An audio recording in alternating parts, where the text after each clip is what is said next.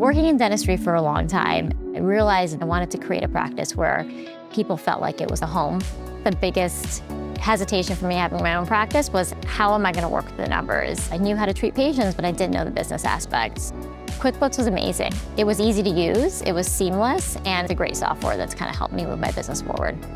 We are an all-female team, and I really want to make sure our employees feel valued. It's a culture that I'm trying to build from the ground up. Working with some other people, like, they're just not flexible. When I had young kids, I had really horrible experiences. I'm a working mom.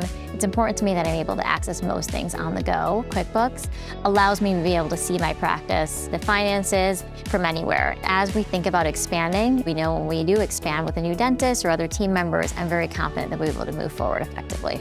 QuickBooks integrates with our systems to be able to give me a daily snapshot of the health of our practice so I can focus on the health of our patients. If you ask me if all of this is worth it, I would say a wholehearted yes. It makes me proud every single day. When my kids walk into this office, it's not lost upon me that they're able to see me as a mom working and being successful. I wouldn't want it any other way.